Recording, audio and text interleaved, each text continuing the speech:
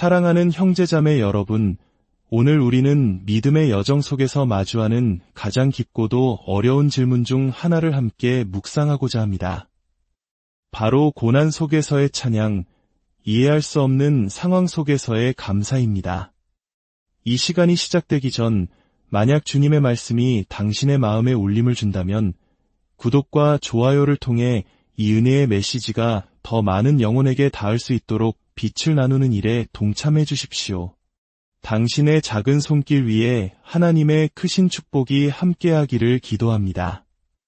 우리의 삶은 때로 거친 파도가 몰아치는 바다와 같습니다.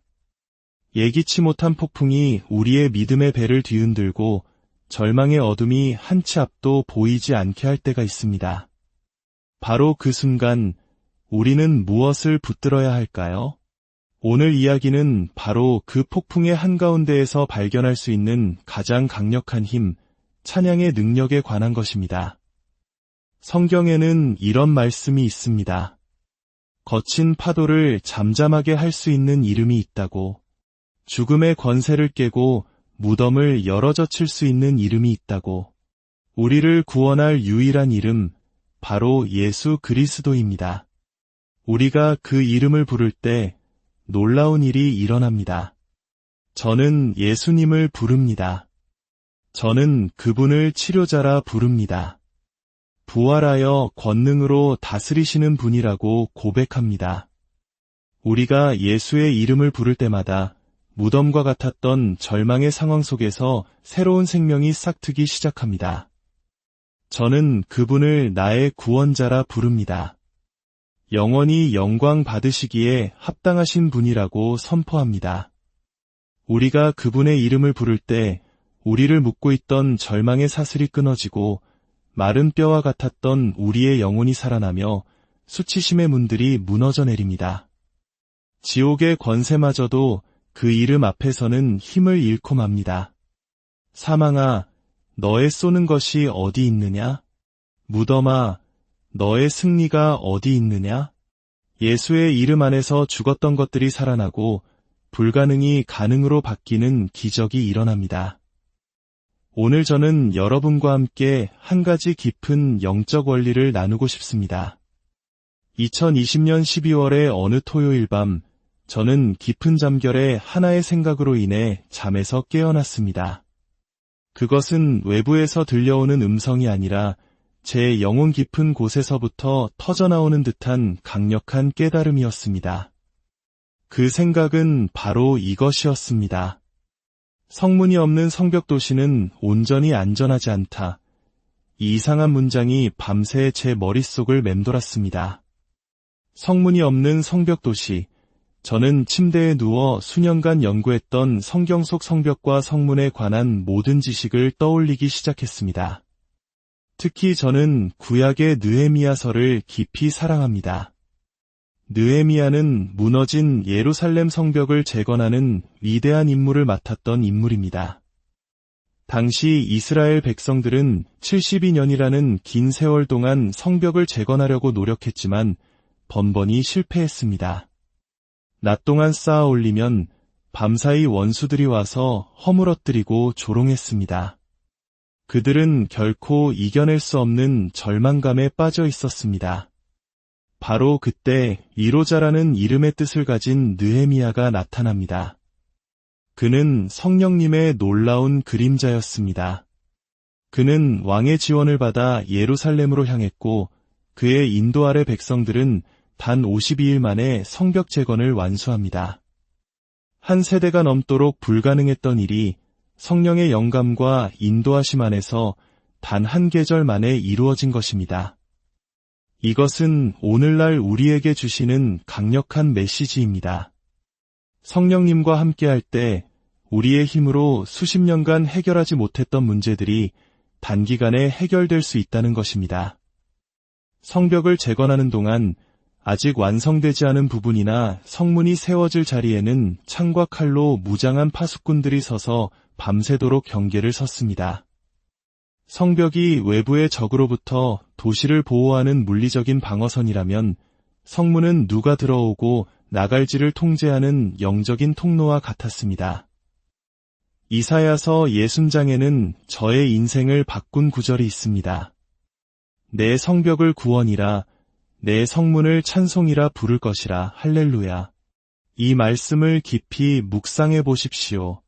구원이라는 견고한 성벽은 하나님께서 우리에게 주시는 선물입니다. 그것은 우리의 노력이나 자격으로 얻는 것이 아닌 오직 하나님의 은혜로 주어지는 절대적인 보호막입니다. 하지만 이야기는 여기서 끝나지 않습니다.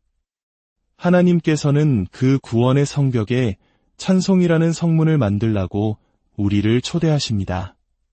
찬송, 즉 찬양과 감사는 우리가 하나님께 드리는 응답입니다. 하나님은 모든 것을 혼자 하실 수 있지만 우리와 함께 일하기를 기뻐하시는 분입니다. 그분은 우리의 작은 오병이어를 받으사 수천 명을 먹이시는 기적을 행하십니다. 세상이 보기에 보잘것없는 어린아이의 도시락을 통해 가장 위대한 기적을 일으키십니다.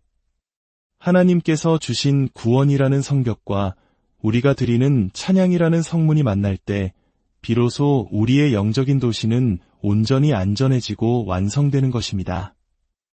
이것이 바로 하나님께서 우리와 동역하기 원하시는 방식입니다. 시편 기자는 여호와께서 시온의 문들을 사랑하신다고 노래했습니다. 왜 하나님은 튼튼한 집이나 화려한 성전이 아닌 문을 사랑하신다고 했을까요? 문은 바로 하나님의 임재가 들어오는 통로이기 때문입니다. 성경은 하나님께서 당신의 백성의 찬양 중에 거하신다고 말씀합니다. 우리의 찬양이 바로 하나님께서 임재하시는 보좌를 만드는 것입니다. 이제 모든 조각이 맞춰지기 시작합니다. 성문이 찬양이고 찬양은 하나님의 임재를 불러오는 통로입니다. 그렇다면 요한계시록 21장에 묘사된 새 예루살렘의 12성문이 각각 하나의 거대한 진주로 되어 있다는 말씀은 무엇을 의미할까요? 성서의 언어는 신비로 가득 차 있습니다. 우리는 그 신비를 친구로 삼아야 합니다. 모든 것을 이해해야만 믿는다면 우리가 만든 하나님은 결국 우리 자신과 같은 수준일 뿐입니다. 하지만 신비를 끌어안을 때 우리는 비로소 그분을 닮아가게 됩니다. 진주는 어떻게 만들어집니까? 조개 안에 들어온 모래알 같은 이물질, 즉 상처와 고통의 자극으로부터 시작됩니다. 조개는 그 아픔을 진주층으로 계속해서 감싸 안으며 오랜 시간에 걸쳐 영롱하고 아름다운 보석, 진주를 만들어냅니다. 이것이 바로 고난 속 찬양의 비밀입니다. 모든 것이 잘 풀릴 때 드리는 감사는 누구나 할 수 있습니다. 오랫동안 기다려온 아이를 가졌을 때, 직장에서 승진했을 때, 사업이 번창할 때 드리는 감사는 당연하고 아름다운 것입니다. 하지만 진정한 진주의 무는 상황이 이해되지 않을 때, 마음이 무너져 내릴 때 만들어집니다. 가장 깊은 아픔과 상처의 이물질이 우리의 영혼에 들어왔을 때, 그것을 불평과 원망으로 뱉어내는 대신 믿음과 감사의 진주층으로 감싸 안기 시작할 때, 그곳에서 세상이 감당할 수 없는 영적인 문, 하나님의 임재가 머무는 찬양의 문이 세워지는 것입니다. 저는 제 아버지를 떠나보냈을 때, 그리고 몇 해 전 사랑하는 제 아내를 먼저 주님의 품으로 보냈을 때, 이 진리를 뼈저리게 체험했습니다. 제 아내는 우리가 수많은 치유의 기적을 목격했던 바로 그 질병으로 세상을 떠났습니다. 마지막 18개월 동안 저는 아내의 곁을 지키며 매일 밤 침대 가장자리에 앉아 함께 기도하고 선포했습니다. 그가 채찍에 맞음으로 우리는 나음을 받았도다. 우리 안에 거하시는 성령께서 우리의 죽을 몸도 살리시리라. 우리는 49년간의 결혼 생활과 함께한 모든 순간에 대해 감사했습니다.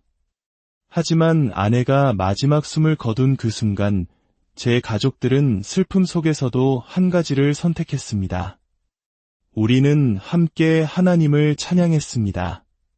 하나님, 당신은 여전히 선하십니다. 당신은 언제나 치료자이십니다. 나의 경험이 당신의 신실하심을 바꿀 수 없습니다. 나의 이해할 수 없는 현실로 당신을 재정의하지 않겠습니다. 오히려 당신이라는 절대적인 진리로 나의 모든 경험을 재해석하겠습니다. 그 순간 저는 깨달았습니다. 이것이 바로 진주가 만들어지는 과정이라는 것을, 이것이 바로 찬양의 문이 세워지는 순간이라는 것을요. 하나님께서는 바로 그런 장소에 이끌리십니다. 우리가 우리의 가장 큰 고통과 상실을 그분께 감사와 찬양의 제물로 드릴 때 그곳은 그분이 거하시기를 가장 기뻐하시는 거룩한 처소가 됩니다. 사랑하는 여러분, 우리 모두는 각자의 상실과 슬픔을 가지고 있습니다. 그러나 성경은 두 가지 애통을 말합니다. 하나는 불신으로 이어지는 애통입니다. 예수님의 제자들은 그분의 죽음 앞에서 애통했지만 부활의 소식을 믿지 못했습니다. 슬픔이 그들의 눈을 가렸기 때문입니다. 그러나 예수님께서는 산상수훈에서 말씀하셨습니다. 애통하는 자는 복이 있나니 그들이 위로를 받을 것이며 이것은 하나님의 임재로 이어지는 애통입니다. 슬픔과 애통이라는 갈림길에서 우리가 소망을 가지고 애통할 때 우리는 불신이 아닌 위로자 되시는 성령님께로 나아가게 됩니다. 성경적인 소망은 막연한 바람이 아닙니다. 그것은 좋은 일이 일어날 것에 대한 기쁨의 찬 기대입니다. 마치 크리스마스 아침, 아직 선물을 열어보지 않았지만 이미 기뻐 뛰는 아이들처럼 말입니다. 소망은 우리에게 돌파구가 오기 전에 이미 그 돌파의 기쁨을 누릴 권리를 줍니다. 하나님은 위대한 요리사와 같습니다. 그분은 우리 인생의 가장 실패한 부분, 우리가 가장 싫어하고 지워버리고 싶은 기억들을 가져다가 그분의 놀라운 조리법 안에 넣으십니다. 그리고 그분의 선하심으로 그것을 만지실 때 우리가 가장 경멸했던 바로 그 재료가 우리 인생 최고의 요리가 되어 돌아오는 것을 맛보게 될 것입니다. 이것이 바로 우리가 범사에 감사해야 하는 이유입니다. 언젠가 그곳에서 기뻐하게 될 것이라면 지금 여기서 기뻐하지 못할 이유가 무엇입니까? 언젠가 그곳에서 감사하게 될 것이라면 지금 이 순간 감사하지 못할 이유가 무엇입니까? 성문이 없는 성벽 도시는 온전히 안전하지 않다. 하나님께서 주신 구원의 성벽은 이미 우리를 둘러싸고 있습니다. 이제 우리의 책임은 우리의 삶의 모든 순간, 특히 가장 어둡고 힘든 순간에 감사의 제사를 드림으로 찬양의 문을 세우는 것입니다. 우리의 가장 큰 고통을 끌어안고 그것을 향기로운 제물로 하나님께 드릴 때 우리는 그 어떤 원수도 뚫을 수 없는 견고한 영적 요새를 완성하게 됩니다. 그리고 그 문을 통해 영광의 왕께서 우리의 삶 가운데 들어오실 것입니다. 지금 이 순간 당신을 짓누르는 과거의 아픔이나 해결되지 않은 슬픔이 있다면 조용히 눈을 감고 그 모든 것을 주님께 올려드리십시오. 그리고 믿음으로 선포하십시오. 하나님, 감사합니다.